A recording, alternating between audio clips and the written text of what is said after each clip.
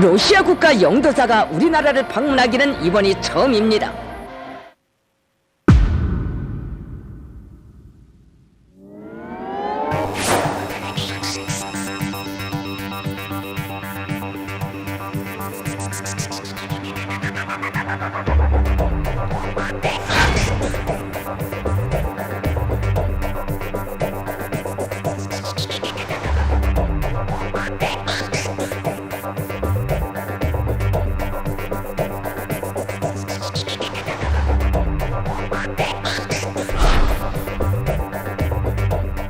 이에 따라 북한과 러시아가 동맹관계 직전에 포괄적 전략 동반자 협정을 맺을 경우 협력 관계는 크게 올라갑니다.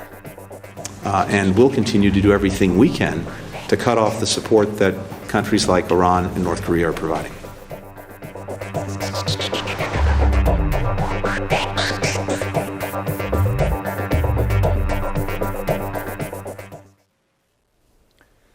시청자 여러분 안녕하십니까? YTN 뉴스퀘어 오전 10시 뉴스 시작합니다.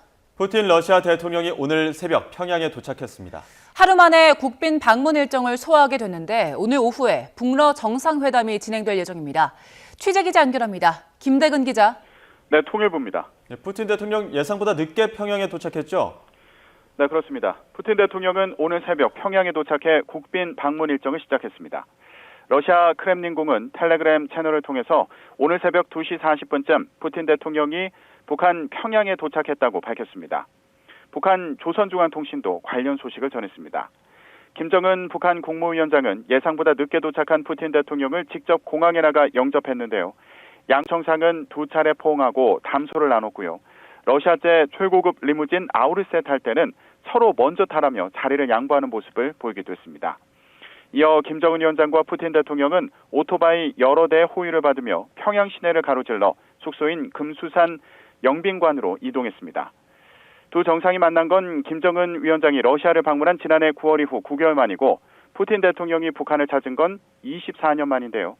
하지만 1박 2일로 예정됐던 국빈 방문은 푸틴 대통령의 도착이 늦어지면서 하루짜리 일정으로 축소됐습니다. 네, 오늘 북러 정상회담에서 어떤 논의가 있을지 주목되는데 회담은 언제 열립니까? 네, 이제 모든 일정을 하루 만에 소화해야 하는데요. 러시아 타스 통신은 김 위원장과 푸틴 대통령이 최소 9시간을 함께 보낼 것으로 예상된다고 보도했습니다. 오늘 정오에 공식 환영식이 열리고 이어서 북러 정상회담이 진행될 것으로 보입니다. 이후에도 김 위원장과 푸틴 대통령은 산책과 다과회 등을 통해 대화를 이어갈 예정입니다. 회담에서 두 정상은 포괄적 전략 동반자 관계 협정을 체결할 예정인데요. 다양한 분야에서 장기적으로 협력해 나가겠다는 의미로 이전에 우호설린 관계에서 협력 단계를 격상하는 것으로 해석됩니다. 이를 통해 군사 협력을 얼마나 강화할지 주목되는데요. 북한이 우크라이나 전쟁에 무기를 지원하고 러시아는 북한의 미사일 등 무기 성능을 개선할 수 있도록 군사 기술을 이전하는 방안 등이 거론됩니다. 또 북한 노동자를 러시아에 파견하는 문제와 양국 무역 시 루블화를 사용하는 방안도 논의될 것으로 보입니다. 두 정상은 회담 이후 공동 성명을 통해 내용을 발표할 예정입니다. 지금까지 통일부에서 YTN 김대근입니다. 네, 다시 푸틴 대통령 방북 소식 이어갑니다. 북한에 도착한 푸틴 러시아 대통령은 김정은 국무위원장이 직접 맞이했습니다. 그리고 푸틴 대통령은 김정은 국무위원장에게 선물한 아우루스를 타고 금수산까지 이동했는데요. 화면 함께 보시겠습니다. 한쪽에 일렬로 서열한 군인들 옆으로 레드카펫이 깔려 있고요. 그 위로 김정은 국무위원장의 모습이 보입니다. 평양공항 현장에서 푸틴 러시아 대통령을 기다리고 있는 건데요. 새벽 2시 20분쯤 평양공항에 도착한 푸틴 대통령, 전용기에서 내려오고 이를 김정은 위원장이 맞이합니다. 악수를 하고요. 또 서로 포옹까지 하면서 환담을 주고받았습니다. 이어서 두 정상, 검은색 대형 리무진 앞으로 향합니다. 차량 앞에서 두 정상이 서로 먼저 타라는 손짓을 주고받죠. 결국 손님인 푸틴 대통령이 먼저 탑승합니다. 자, 이 차량, 지난 2월 푸틴 러시아 대통령이 김정은 위원장에게 선물한 러시아제 차량 아우루스입니다. 설계와 제작에 무려 1,700억 원이 들어간 것으로도 전해지면서 화제가 되기도 했죠. 이어 의전용 오토바이 호비를 받으면서 방북 첫 장소 금수산으로 이동했습니다. 마찬가지로 서로 환담을 주고받으면서 영빈관에서 자, 차량에서 내리고 또 걸어가는 모습도 영상에 담겼는데요. 푸틴 대통령 이후 오후부터 본격적으로 북한 주요 일정을 소화할 예정입니다. 네, 북러가 이번 정상회담을 통해 포괄적 전략 동반자 협정을 체결할지도 관심입니다. 푸틴 러시아 대통령은 24년 만에 북러 관계를 수직 상승시키겠다는 의지를 내비쳤는데 이 협정에 갖는 의미가 무엇인지 송재인 기자가 보도합니다. 푸틴 대통령이 북한과 포괄적 전략 동반자 협정 체결을 지시한 건 협력 관계를 크게 높이겠다는 뜻이 담겨 있습니다. 용어가 나라마다 달라 확정적으로 규정하긴 어렵지만 대체로 국가 관계는 제일 낮은 단계의 동반자 관계부터 시작해 포괄적 전략 동반자 관계로 격상되고 마지막 포괄적 전략 동맹 관계 순으로 협력 관계가 강해집니다. 이에 따라 북한과 러시아가 동맹 관계 직전에 포괄적 전략 동반자 협정을 맺을 경우 협력 관계는 크게 올라갑니다. 다만 동맹 직전에 협정을 체결하면서 유사시 군사 개입이 가능한 동맹 관계를 맺을 수 있다는 국제사회의 우려는 사전에 차단했습니다. 다른 한편에선 지난 2000년 맺은 설린 우호 조약을 몇 단계 건너뛴 포괄적 전략 동반자 협정을 체결하면서 동맹으로 가려는 수순이라는 시각도 있습니다. 러시아는 또 지난 2008년 우리나라와 전략적 협력 동반자 관계를 체결했는데 이번 정상회담을 계기로 한러 관계보다 북러 간 협력 수위를 높이겠다는 의도를 내비쳤습니다. 한중 관계도 그렇습니다. 한러 관계도 유사한 면이 있고요. 중요한 것은 실질적인 협력의 정도이겠죠. 러시아는 더 나아가 비공식 회담에서 가장 중요하고 민감한 문제를 논의할 예정이라고 밝혀 겉으로 드러난 협정보다 이 논의에 더 관심이 쏠립니다. 한미 당국은 연일 우려 메시지를 내놓으며 북러 정상회담을 면밀히 주시하고 있습니다. YTN 송재인입니다.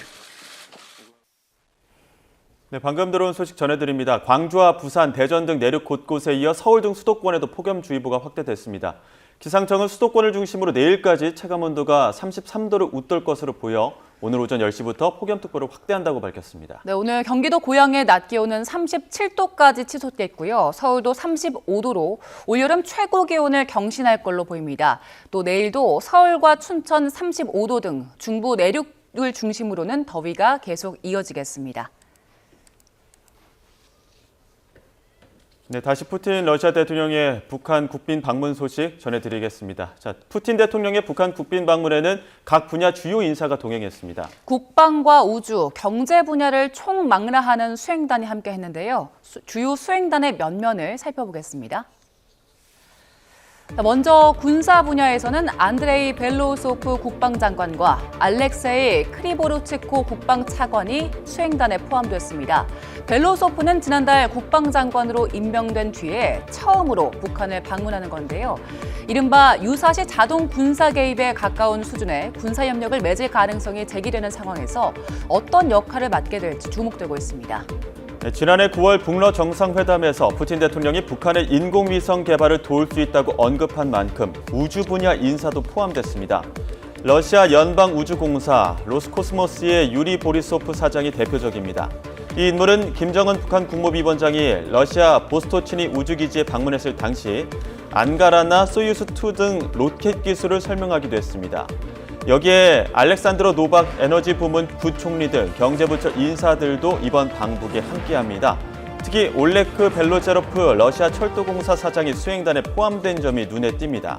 북러 간 여객 열차 운행 재개를 넘어 본격화할 전망 속에 전문가들은 북한 당국의 대규모 해외 노동자 파견 가능성까지 내다보고 있습니다. 중국은 이번 북러 정상회담에 대해 말을 아끼고 있습니다. 양자 사이에 교류라면서 선을 긋고 있는데 그 배경은 무엇인지 중국 연결해서 알아봅니다. 강정규 특파원. 네, 베이징입니다. 네, 이번 북러 정상회담 두고 중국 어떤 반응 보이고 있습니까? 네, 어제 중국 외교부 브리핑에서도 비슷한 질문이 나왔는데요. 냉소적이라고 느껴질 만큼 짤막한 대답만 내놨습니다. 먼저 직접 들어보시죠. 对俄罗斯和朝鲜保持良好的关系的现状有何评论？此前我们回答过这样的问题。这是俄朝之间的双边交往。 네, 앞서 지난 13일 푸틴 방북설 관련 질문에도 중국은 북러 양자 왕래일로 논평하기 적절치 않다고 선을 그었습니다. 이어 원칙적으로 말하자면 러시아와 관련국이 전통적 우호 관계를 다지는 걸 환영한다고 말했는데요. 북한을 관련국이라고 지칭한 걸 두고 최근 중국에 불편한 심기를 노출했다는 평가가 나옵니다. 또 전통적 우호라는 말도 기존 북러 관계 이상의 밀착을 꺼린다는 뜻으로 받아들여지고 있습니다. 중국의 대외 선전 매체 글로벌 타임스가 푸틴 러시아 대통령의 방북 소식을 전하면서 김정은 북한 국무위원장을 한 번도 언급하지 않은 것도 눈여겨볼 대목입니다. 네, 중국이 북러의 밀착을 꺼리는 이유가 뭡니까? 네, 오늘 북러 정상회담에서 포괄적 전략 동반자 관계로의 격상, 또 지금은 폐기된 1961년 자동 군사 개입 조항 복원 등의 관측이 나오고 있는데요. 그럴 경우 탈냉전과 소련 해체 이후 사실상 한반도 문제에서 손을 뗐던 러시아가 다시 발을 들이는 계기로 받아들여집니다. 그동안 한반도 문제에 공을 들여온 중국 입장에선 그만큼 영향력이 축소될 수밖에 없겠죠. 북한 역시 러시아와 밀착을 통해 중국 의존도를 낮추는 동시에 유엔 제재에 구애받는 중국을 향해 우회적으로 불만을 표시하고 있습니다. 북중러 삼각동맹으로 얽히는 모양새가 미국을 비롯한 서방 세계에 공격의 빌미를 주게 되는 것도 중국 입장에선 반갑지 않은 대목인데요. 오늘 북러 정상회담 결과에 따라 중국의 전략적 이해관계에 변화가 불가피한 만큼 오후 외교부 브리핑에서 어떤 대답을 내놓을지 지켜보겠습니다. 지금까지 베이징에서 전해드렸습니다. 네, 평양에 도착한 푸틴 러시아 대통령. 오늘 낮부터 본격적인 일정을 소화할 것으로 보입니다. 정상회담을 포함해서 어떤 논의가 오갈지 자세한 이야기 나눠보겠습니다. 태영호 국민의힘 전 의원, 두진호 한국국방연구원 국제전략연구실장 두 분과 함께합니다. 어서 오세요. 네, 안녕하세요. 일단 푸틴 대통령 어제 오후 9시에서 10시쯤 도착하는 걸로 지금 저희도 알고 있었는데 그 계획과는 달리 한 4시간, 5시간 가까이 늦었습니다. 이유가 어디에 있다고 보십니까? 일단 그 평양을 오기 전에 극동 지역에 위치한 사하공학의 야쿠츠크에서 지방 일정이 있었는데요. 사실은 뭐 저도 개인적으로 지방 일정이 그렇게 길어질까 늦어도 발표에 따르면 뭐 늦은 오후 뭐 저녁쯤은 그래서 한 저녁 한 8시 정도면 푸틴 대통령이 도착할 거로 예상을 했는데 결국 오늘 새벽 2시 20분께 30분께 도착을 한 것이죠. 여러 가지 각도에서 이 부분을 좀 바라볼 수 있을 것 같은데 보안상의 이유가 있었겠다라는 생각이 있고요. 두 번째는 푸틴 대통령이 1박 2일 그 이상의 오랜 시간 동안에 평양에 체류할 이유는 상당하지만 또 어떤 그 필요들은 조금 부족한 측면이 있었다. 그 얘기는 사전에 정상회담 의제가 대부분 다 조율이 됐고요. 오늘 해야 될 것들은 약 1시간 한 반 정도 금수산 국빈관에서 정상회담을 조금 다소 형식적으로 이렇게 하고 이어서 최소한 20건 정도의 성과 사업들, 그러니까 어떤 협정이라든지 MOU, 이 서명식이 있는데 사실 이런 대부분의 성과 사업들이 이미 다 합의가 됐기 때문에 굳이 뭐 디테일한 얘기들을 할 필요가 없을 것 같고요. 다만 이제 오늘 김정은 국무위원장 그리고 푸틴 대통령 간에 비공개 개인적인 또 이런 환담 면담들이 있기 때문에 합의되지 않은 정말 민감한 분야에서의 정상 간의 아마 그런 대화들이 오고 갈 것 같습니다. 네, 태전 의원께서는 어떻게 보십니까? 그 푸틴 대통령은 이번에 늦게 도착한 것이 북한이라는 데 대한 그런 특별한 이유 때문에 의도적으로 늦게 도착한 것 같지 않고요.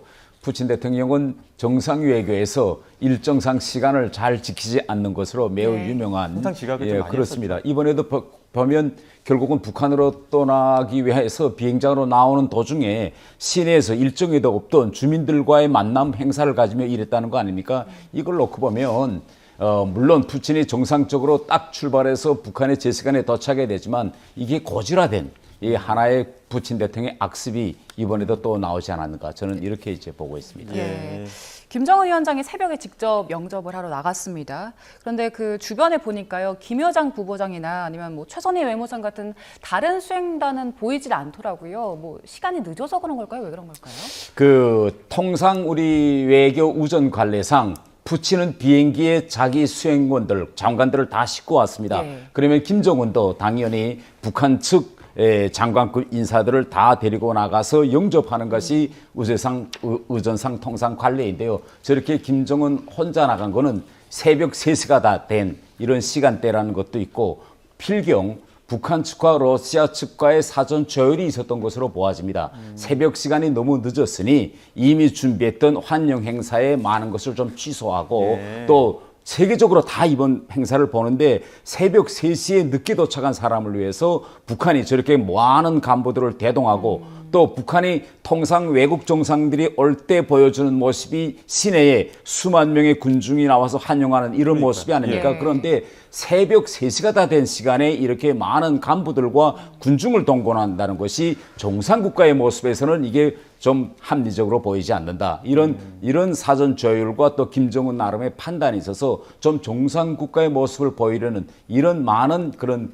고려가 있지 않았는가 이렇게 생각됩니다. 수행원은 없었지만 그 푸틴 대통령이 김정은 위원장에게 선물했던 러시아제 그 리무진 타고 이동하면서도 온갖 그 불빛이 환하게 비추고 있고 뭐 또 의전 차량들, 의전 오토바이들도 화려하게 좀 의전을 한 부분들도 있거든요. 이런 부분 어떻게 보셨습니까?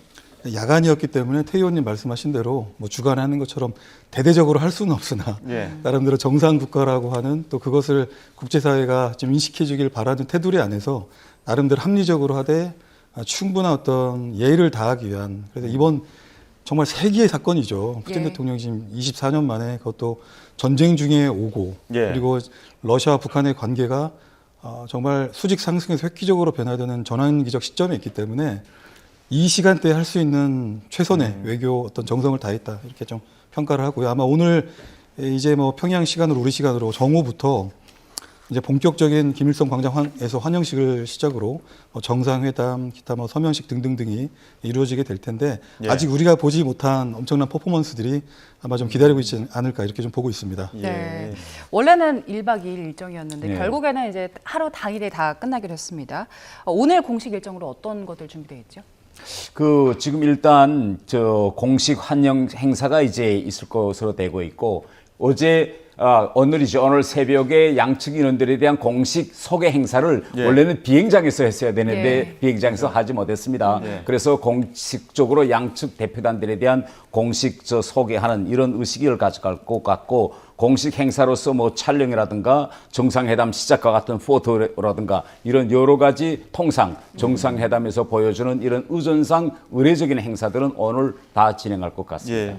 그렇게 늦게 왔는데 또 오늘 오후 4시에는 또 베트남으로 출발을 해야 된다고 하더라고요, 푸틴 대통령. 그 북한과의 일정을 좀 조율하는 데 문제가 있지 않았을까라는 생각도 들기도 하고요. 왜냐하면 북한에서는 25일 전으로 좀 요청을 했다는 부분들도 소식이 들려오기도 해서 어떻습니까? 일단 굉장히 많은 것들을 북한과 러시아가 고민을 했을 텐데 물론 북한 입장에서는 6.25 때 아주면은 상징성이 있기 때문에 굉장히 고마웠을 텐데 지금 기상 자체가 6월 25일 기준으로 평양 또한 장마 시기에 접어들기 때문에 지금처럼 오늘 할 수 있는 김일성 광장 환영식이라든지 뭐 기타 뭐 체육 경기장에서 갈라 콘서트 등등의 다양한 행사들이 제한되니 이번 주가 비록 덥기는 하지만 뭐 기상 측면에서 봤을 때는 아주 양호한 그런 조건이기 때문에 뭐 이런 시간을 피하면서 러시아 또한 6.25라고 하는 자극적인 시기를 좀 피했다고 좀 보고 있습니다.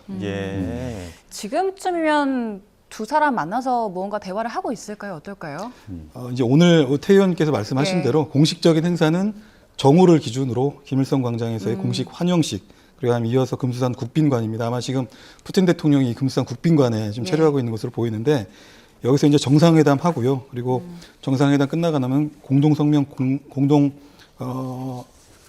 그러니까 20여 건에 해당하는 각종 성과 사업에 대한 서명식이 이루어지고 그것을 바탕으로 지난해 9월 달에 버스터춘 우주기지에서는 공동성명이 없었는데 오늘은 의미 있는 아마 공동성명이 나올 것 같습니다. 그래서 김일성 광장 공식 환영식 전에 아마 또 김정은 국무위원장이 푸틴 대통령과 비공식적으로 이곳에서 만나서 뭐 차담회를 한다든지 또 민감한 사안들에 대한 일부 좀 의견 교환이 있을 것이다 이렇게 좀 보고 있습니다. 이번 북러 정상회담에서 가장 핵심적인 상징적인 부분으로 보는 게 그 북러의 어떤 관계 격상 부분, 포괄적 전략 동반자 협정 체결을 이미 지시를 했다 이런 부분들이 있는데 이거 어떤 의미로 받아들여야 되는 겁니까? 예, 이번에 푸틴이 평양에 가기 전에 전 세계적으로 대단히 우려했던 점이 북한과 러시아가 냉전 시기 때의 그런 군사동맹 관계로 복귀하는 거 아니냐, 복원되는 거 아니냐. 여기 대해서 많은 우려를 표시했는데 푸틴 대통령이 평양에 도착하기 전에 노동신문에 A4 용지의 2페이지 반에 달하는 기고문을 발표했습니다. 그렇죠. 그 기고문에서 동맹이라는 말은 한마디도 하지 않고 동반자 관계라는 표현을 3번을 썼습니다. 예. 그것은 결국은 이번 북한 방문에서는 이렇게 자동 군사 개입을 전제로 하는 군사 동맹까지는 가지 않겠다. 동반자 관계에 머물겠다는 입장을 이야기했고 단 그 뒤에다가 꼬리를 붙였습니다.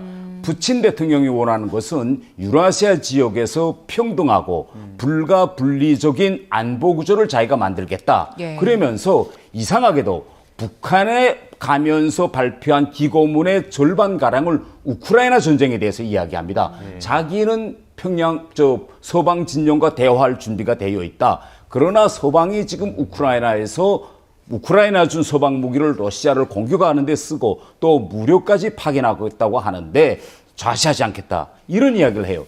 또 이상한 것은 푸틴 대통령의 기고문과 동시에 북한도 푸틴을 환영하는 입장을 발표했는데 A4 용지의 2페이지 입장입니다. 그런데 외국 정상이 북한에 오는데 이 기고문의 첫 문장부터 마지막 문장까지 모두 다 우크라이나 전쟁 이야기를 합니다. 이것은 이번 푸틴의 평양 방문은 우크라이나 전쟁의 전황을 바꿀 수 있는 매우 큰 변수로 작용할 수 있는 이런 방문이라는 걸 전 세계에 대해서 북한과 러시아가 동시에 지금 이야기하고 있는 것이죠. 네. 그래서 이번에 평양에 체류하는 기간에는 포괄적인 전략적 동반자 관계까지는 가겠지만 향후 우크라이나 전 세계가 어떻게 되는가에 따라서 군사동맹까지도 갈 수 있다는 이런 가능성을 이렇게 푸틴의 기고문에서는 열어놓고 있습니다. 이 외교라는 게 단계적으로 움직이기 때문에 일단은 동반자만 반복을 했고 동맹까지는 가지 않을 거라고 보셨는데 앞으로 그 동반자가 아니라 동맹까지 가는 데 있어서 우크라이나 전쟁 말고요. 뭐 남북 관계라든가 북한과 미국의 관계가 영향을 미칠 가능성도 있습니까? 다시 한번 좀 태호 의원께서 잘 지적해 주신 포괄적 전략 동반자 관계에서 한번 따져볼 필요가 있겠습니다. 결론적으로 24년 전이죠. 24년 전 푸틴 대통령이 2000년 7월에 북한을 방문할 때와 그리고 24년 만에 지금 방문하는 때는 러북 관계가 좀 질적으로 다른 모습의 변화가 있는 것입니다. 그래서 당시에는 설린 우호 조약을 체결을 했었고 이번에는 비록 동맹까지는 가지는 않더라도 포괄적 전략 동반자 관계라고 해서 러시아가 규정하는 대외 정책의 어떤 개별 국가의 관계 여러 가지 수준들이 있는데요. 지금 화면으로 단계별로 보여드리고 그렇죠. 있는데 가장 높은 단계가 동맹 관계고 그 밑에가 이제 포괄적 전략 동반자 관계, 전략적 협력 동반자 관계, 기타 여타 관계들이 있는데 사실 러북 관계는 지난 24년간 최소 어저께까지만 해도 설린 우호 단계로 가장 낮은 단계였습니다. 그것을 지금 거의 2단계, 3단계를 이렇게 격상시키기 때문에 어쨌든 획기적으로 개선이 되는데 지적하신 대로 동맹은 아니라는 부분에서 어쨌든 우리 입장에서는 최악의 상황은 피했다 이렇게 좀 평가를 하지만 동시에 포괄적 전략 동반자 관계 속에 있는 의미가 2008년에 우리 한러 관계는 전략적 협력 동반자 관계로 이렇게 좀 격상이 됐는데요. 비록 동맹은 가지 않지만 한러 관계보다는 조금 어감에서 주는 그 외교적인 관계에 우위를 둠으로써 북측에 좀 기대에 충족해주는 그런 측면이 있겠고 동시에 동맹까지는 동맹 조약을 복원시키지 않음으로써 또 한러 관계에 대한 어떤 관리 의지를 이 러시아 측에 좀 보이고 있기 때문에 결론적으로 종합하면 러시아는 러북 관계의 획기적 개선을 레버리지로 한러 관계를 관리하고자 하는 그런 의도가 충분히 있다 이렇게 좀 보고 있습니다. 그럼에도 불구하고 이번 포괄적 전략 동반자 관계가 의미하는 것이 24년 전에 러북 관계가 하위 단계에서 정상화되는 것에 나아가서 정치, 경제, 군사, 우주, 여타 전방위적인 영역에서 이제 확장하고 발전시키겠다라고 하는 의지가 반영이 되어 있기 때문에 과거와는 다른 협력이 예상이 되고요. 그런 것들이 이제 뭐 한국도 마찬가지고 우리 동맹에도 상당 부분 위협이 될 것이다 이렇게 좀 보고 있습니다. 그 외교적인 관계가 달라지면 실질적으로 어떤 변화가 일어납니까? 일단 오늘 정상회담을 다시 한번 좀 미리 예견을 해보면 어떤 의제가 핵심이 되겠느냐 좀 몇 가지 정리를 해보면요. 산업, 통상, 그리고 에너지, 국방, 방산, 우주, 보건, 의료, 교통이 아마 핵심적인 의제가 될 것 같습니다. 그 중에서도 지금 이것들을 하기 위해서 사실은 오늘 뭐 이런 것 오늘 정상회담을 통해서 구체적인 의제에 대해서 논의하는 게 아니고요. 작년 9월 달 보스토친이 우주기지에서 정상회담에서 일정 부분 공감대가 형성되었던 다양한 영역에서의 사업들이 지난 9개월 동안에 각급에서 굉장히 그 속도감 있게 이렇게 협의가 되어 왔기 때문에 오늘은 그것을 다시 한번 확인하고 그런 것들을 법률적 기초 위에 세워서 앞으로 불가역적인 그런 틀 안에서 더욱 심화 발전시켜 나가자라는 그런 의미가 있는 것이죠. 예. 이것들을 사업을 관장하기 위해서 러시아 측에서는 데니스 만투로프 제1부총리와 그리고 알렉산드르 노박이라고 하는 부총리가 이거를 주도하고 있는 모습입니다. 자, 지금 오늘 이제 이미 사전 협상, 물밑 협상이 이루어져서 어느 정도 의제는 좀 마무리가 조율이 된 상황일 겁니다. 그런데도 불구하고 가장 큰 변수라고 하는 것은 어쨌든 비공식 회담. 단둘이 밀담을 나눌 때 어떤 의제들이 어떤 이야기가 올까가 문제거든요. 어떻게 좀 보십니까? 이번 그 방북 기간에 공개적인 측면과 비공개적인 측면으로 갈라봐야 된다고 생각합니다. 그러면 공개적인 측면을 우리가 보기에 앞서서 이번 방문에서 러시아과 북한 측이 함께 공동으로 지적하는 부분이 딱 한 점이 있습니다. 이것이 뭔가 하면 푸틴 기고문에서 나오는 것처럼 김정은의 러시아 우수 발사장 방문입니다. 또 북한도 같이 오늘 도착할 때 환영 기사에서 또 우주 문제를 이야기합니다. 이것은 공개적으로 앞으로 우주 분야에서 협력은 하겠다는 겁니다. 이건 또 다시 뒤집어서 이야기하면 러시아의 입장에서는 이미 한국과 우주 분야에서의 협력은 이미 오래전에 했으니 러시아가 지금 뒤늦게 오고 있는 북한과 우주 협력 분야에서 협력하는 데 대해서는 미국이나 한국이 토를 다지 말고 여기다가 고부적인 반응을 보이지 말라. 이미 러시아는 한국과 먼저 했다. 이런 측면이 대단히 강해서 이건 공개적으로 이제는 할 것 같습니다. 단 비공개적인 것이 우리한테는 더 중요한데요. 지금 세계가 푸틴이 평양 방북에 대해서 방점을 다르게 두고 있습니다. 미국 같은 데서는 북한이 러시아에 어떤 종류의 포탄과 로켓을 제공할까? 그러니까 북한으로부터 러시아에 가는 뭐에 갈까에 방점을 돌리고 있다면 우리 같은 경우에는 러시아가 북한에 뭘 줄 것이냐 이렇게 전 세계가 방점을 두고 있는 지점이 다르거든요. 그런데 이 비공개 회담에서는 대단히 장시간 이야기할 거라고 합니다. 이 우크라이나 전쟁에 과연 북한이 무엇을 줄 것이냐, 제대로 줄 것이냐, 양은 어떻게 할 것이냐 이런 지점에 대해서 푸틴이 강하게 김정은에게 요구할 거고 김정은으로서는 여기에 대한 반대급부로 정말 북한이 지금 제일 안타까워하는 것이 뭡니까? 군사 정찰 위성입니다. 다른 미사일이나 뭐 방사포 분야에서는 북한이 계속 성과를 이루었다고 자랑하는데 위성 분야에서는 실패하면 바로 실패했다고 인정합니다. 그래서 김정은으로서는 어떻게 하나 이 고민을 떨쳐버려야 되는데 푸틴으로부터 이 위성 분야에 대한 이 군사정찰 위성 여기에 대한 지원은 이번에 확고히 받아내고 푸틴을 아마 베트남으로 떠나보내지 않을까 이렇게 생각됩니다. 네, 우리 입장에서 궁금한 지금 태전 의원님께서 말씀하신 그 군사정찰 위성 기술 러시아 측에서 제공하겠습니까?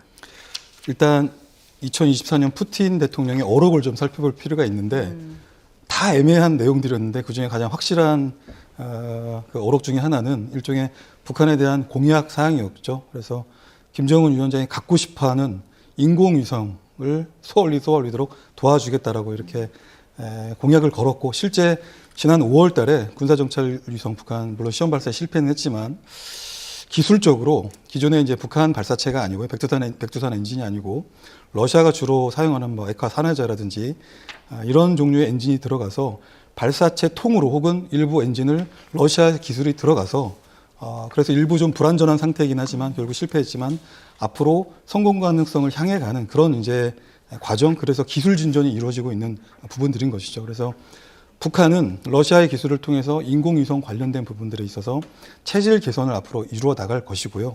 실제 오늘 러측에서 배석하고 있는 유리 보로소프라고 하는 러시아 우주공사 사장도 왔는데요. 아마 배석뿐만 아니고 필요한 경우에 실무진 일부는 또 동창리라든지 이런 실제 발사체 현장들을 가서 어떻게 이런 우주 발사체 그리고 그런 인프라들의 현대화, 나아가서 발사체 그 자체에 대한 여러 가지 북한의 우주 기술 능력을 고도화시켜주고 자립에 조력을 해줄 수 있을지에 대한 이런 것들이 현장에서의 확인이 이루어질 것으로 예상을 해봅니다. 우크라이나라 어떤 고리를 봤을 때는 북한과 러시아가 기술과 어떤 로켓 이런 것들을 좀 교환할 수 있는 부분들이 좀 조율이 될 것이다. 최 전 의원님 앞서 말씀하셨는데 경제적인 어떤 지원이나 뭐 대규모 또 노동력 수급 이런 부분에서 좀 어떻게 이루어질 거라고 보십니까? 그 푸틴은 이번에 기고문에서 뭐라고 발표했는가 하면 서방의 이제 대북 제재에 걸리지 않는 그런 아주 특별한 러시아와 북한 간의 무역 및 상호 결제 시스템을 이번 기간에 합의하겠다. 이렇게 했거든요. 이것은 뭔가면 유엔 대북 제재에서 러시아가 공식 이제는 탈퇴하고 북한을 경제적으로 도와주겠다는 거 아니겠습니까? 그러면 앞으로 이번 기간에 결국은 이전 냉전 시기 사회주의 때의 그런 특수한 결제 시스템을 돌아가겠다. 그때 당시에는 어떻게 했는가 하면 물건을 하나 주고 지금처럼 미국 달러로 결제하는 시스템이 아니고 연말에 가서 줄 거는 주고 받을 건 받고 연말에 가서 한 번에 결국은 무역 수지를 보고 모자란 부분은 더 주고 이런 식인데 이렇게 러시아와 북한 사이에 아주 특수한 결제 시스템을 만들 것 같고 최근 몇 달 동안에 북한의 국무장관급에 대한 상들이 러시아를 끊임없이 찾아갔습니다. 그래서 많은 인력들이 러시아에 아파트를 건설하고 또 농사를 지으려고 많이 러시아에 들어갈 것 같습니다. 그러면 북한에서는 지금 현재 이것이 큰 외화 수입 원천으로 될 수 있는 거죠. 자.